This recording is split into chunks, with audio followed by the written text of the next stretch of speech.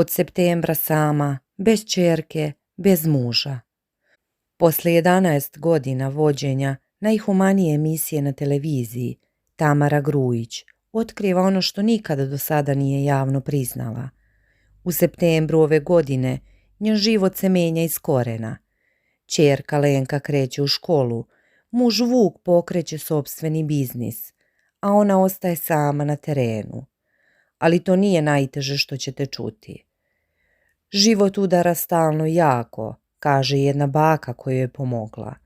I to će vas, garantujem, naterati da promenite način na koji gledate na sopstveni život. Pre nego što krenemo, želim nešto da vas pitam i da vas zamolim da mi odgovorite u komentarima. Da li biste vi bili spremni da žrtvujete rođendane, slave, pa čak i vreme sa sopstvenom decom, da biste pomagali drugima? Kako vi gledate na to i koji je vaš limit kada je reč o humanitarnom radu? Napišite ispod ovog videa. Iako smatrate da ovakve priče treba da se čuju i šire, podelite ovaj video. Zajedno možemo da podsjetimo ljude da dobrota još uvek postoji. Ovo je priča o ženi koja je 11 godina ulazila u tuđe domove, dok je njena sopstvena kuća stajala polusređena. Ovo je priča o Tamari Grujić, autorki i voditeljki emisije Radna akcija, koja se prikazuje na Prvoj, o ženi koja je obnovila 282 kuće širom Srbije, a istovremeno godinama nije imala svoj krov nad glavom. I ovo je priča o septembru 2026. godine, mesec u kom se sve menja, jer Tamara Grujić od jeseni ostaje bez ćerke i muža na terenu.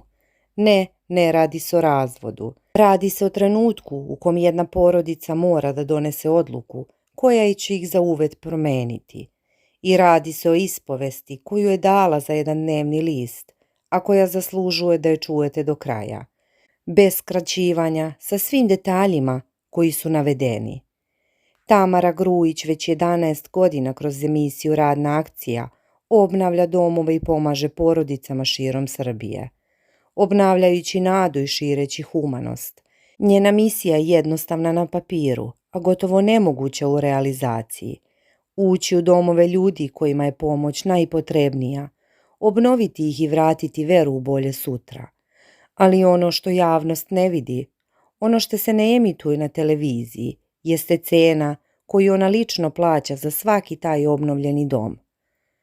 Zbog humanitarnog rada često je zapostavljala svoj privatni život i porodicu i smatra da je dobročinstvo postalo deo njenog identiteta. I to nije fraza, to je njena svakodnevnica. Dok se većina nas bori sa svojim malim brigama, Tamara se bori sa tuđim tragedijama i ne beži od toga. Kroz radnu akciju obnovila je 100 kuća, ali vratila veru mnogim porodicama da nisu same.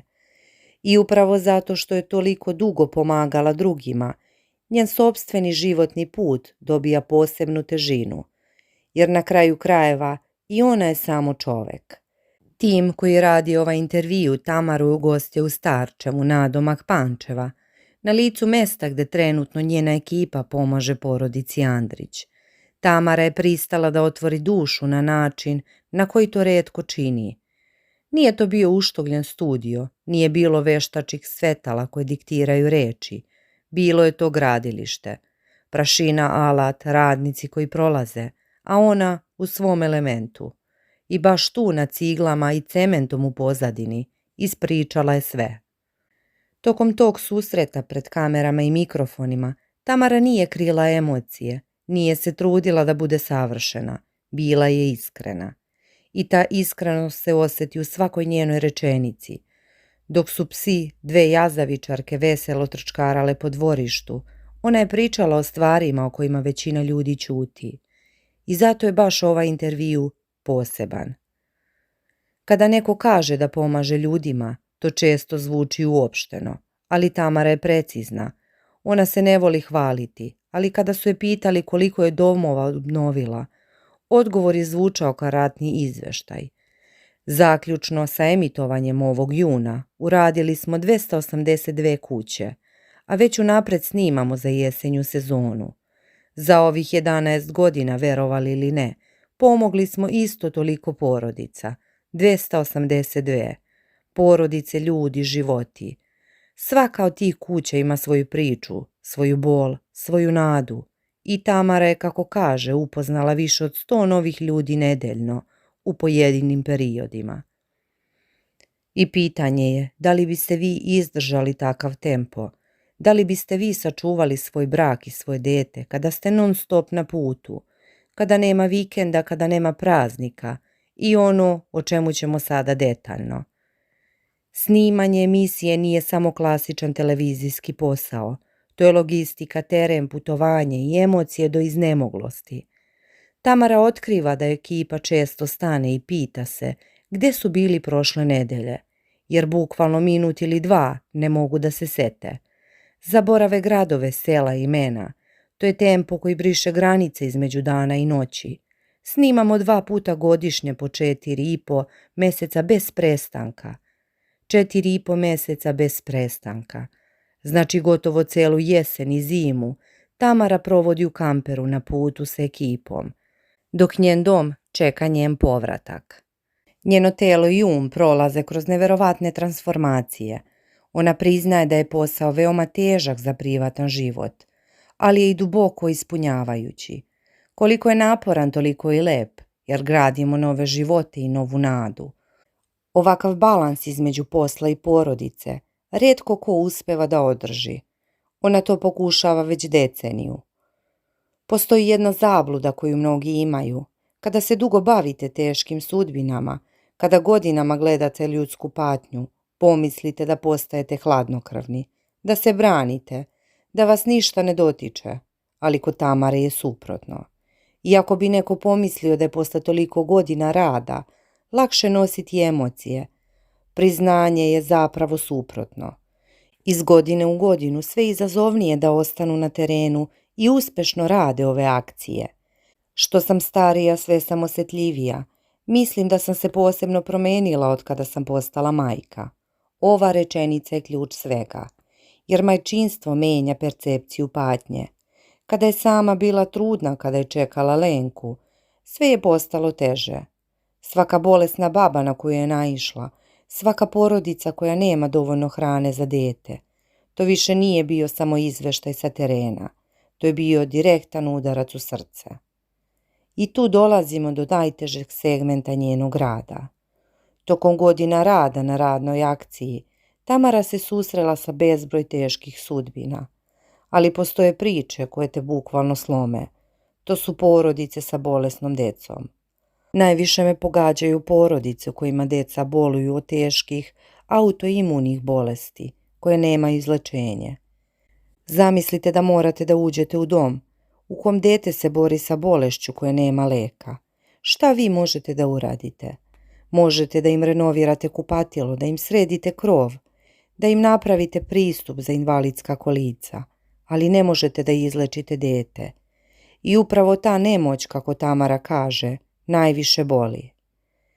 Mi tada renoviramo dom i znamo da smo uradili nešto važno, ali smo istovremeno svesni da im suštinski ne možemo pomoći onoliko koliko bismo želeli. Ova iskrenost je retka. Mnogi humanitarci bi pričali o tome kako su promenili svet. Ona priča o granicama svoje moći i dodaje da se ljudi često prijavljuju misleći da će ih upravo tragedija preporučiti za pomoć. Ali da to nikada nije jedini kriterijum. Nije pravilo da bolest mora da bude uključena da bi se nekome pomoglo.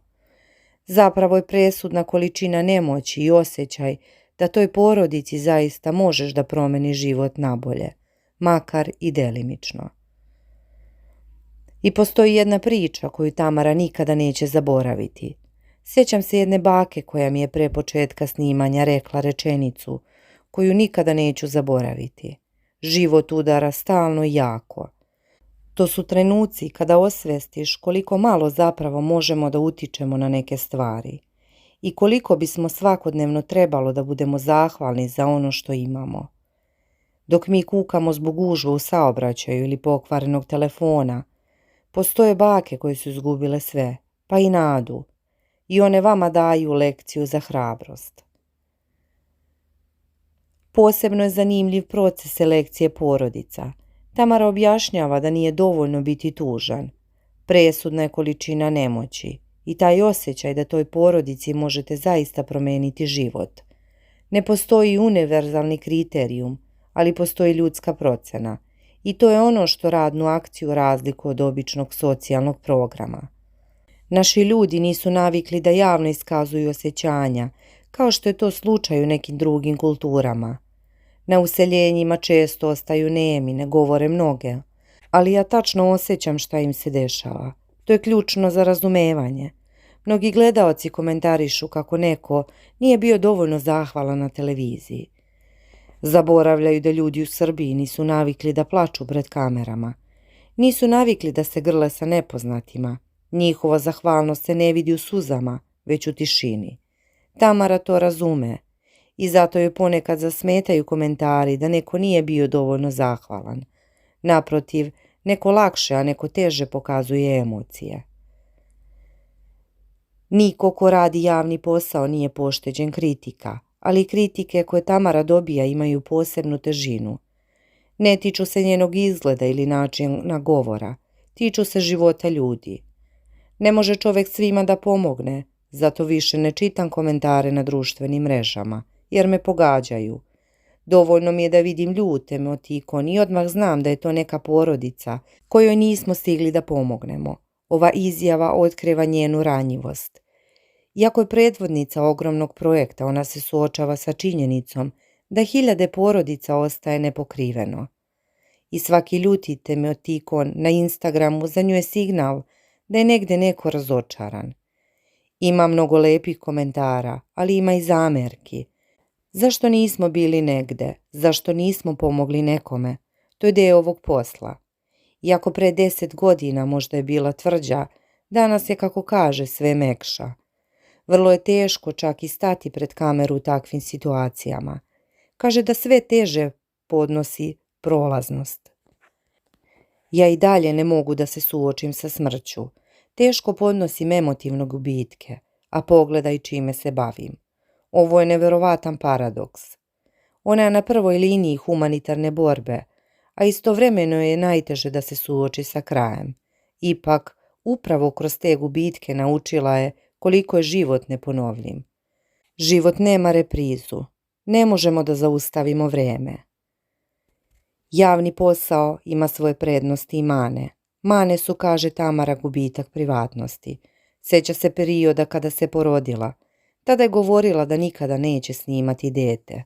I to je trajalo do prve scene. Lenka je bila uz mene u kamperu, stavila sam je u kengur i potpuno zaboravila da se snimam. I granica između privatnog i poslovnog prosto je nestala. Ipak postoji lepe strane. Ljudi žele da pomognu na pijaci, na šalteru oko računa. To, kaže, mnogo znači. Ali tu postoji problem. Gde god se nalazimo, ljudi prilaze bez obzira na to da li kamere rade ili ne.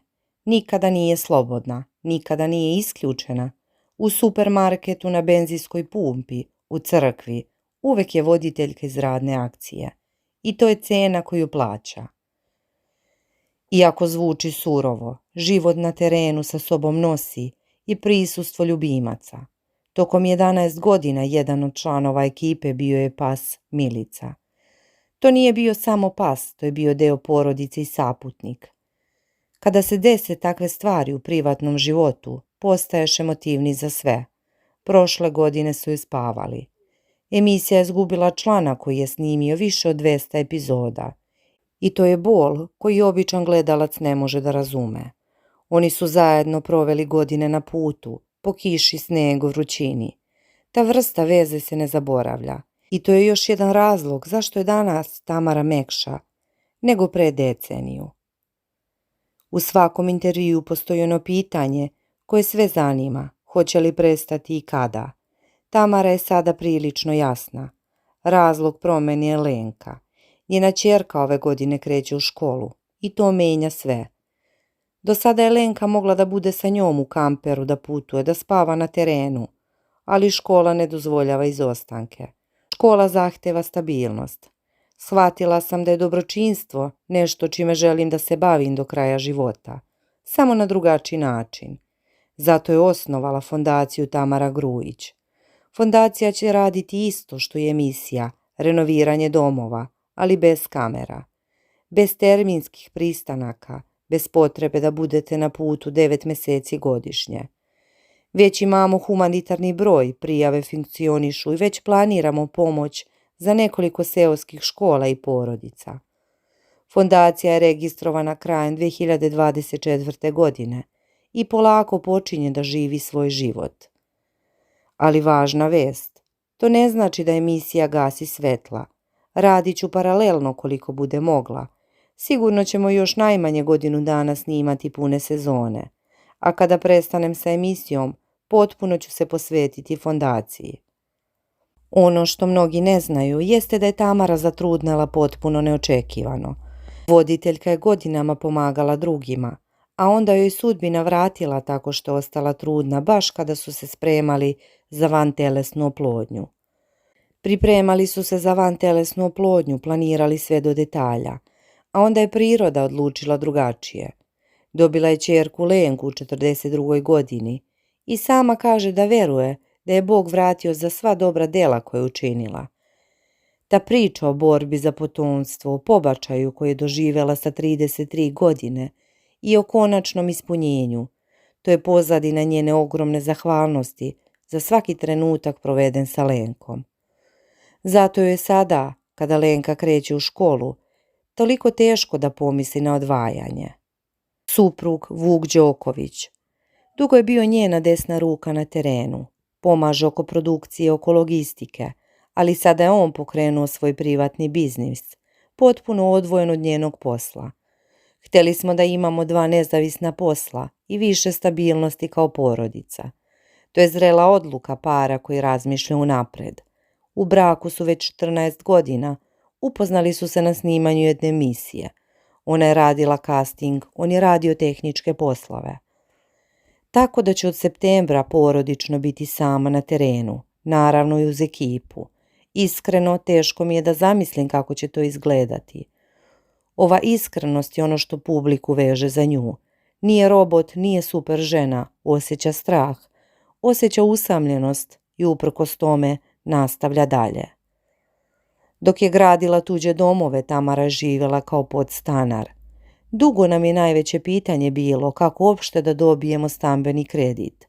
Kada smo ga konačno dobili, renoviranje stana trajalo je skoro 3 godine, jer su naši majstori stalno bili zauzeti drugim kućama. Ironija, zar ne? Dok su njeni timovi renovirali 282 kuće, njen sopstveni stan stajao je prazan. Na kraju su se posle gotovo 6 godina uselili u svoj dom. U jednom trenutku mislila da se to nikada neće desiti, a kada su se konačno preselili, 2 ili 3 noći nije mogla da spava, jer joj je sve bilo nestvarno. Stan je uredila baš onako kako želi. Radila sam ga polako sa uživanjem. Posle toliko tuđih domova koje sam vidjela, shvativši koliko je važno imati mesto koje porodici daju sigurnost. I danas kaže da joj je najvažnije upravo to da porodica ostane na okupu i da dom bude mesto mira. Kada uđeš da kažeš jao kućice, to je prava sreća. Ova priča nas uči da humanost ima cenu, da nije glamurozno, da je prljavo, umorno i često nezahvalno, ali da je potrebno i da postoje ljudi poput Tamare Grujić koji su spremni da plate tu cenu, dokle god im telo i duša dozvoljavaju. I dok vi gledate ovu priču, da li biste vi mogli da podnesete teret tuđe patnje na svojim plećima? Kako čuvate sopstvenu porodicu dok pomažete drugima? Napišite u komentarima i podelite ovo prijateljima, da svi čujemo ko su pravi heroji današnjice. I hvala vam što ste ostali do kraja. Ovo nije bila laka priča, ali istina nikada i nije laka.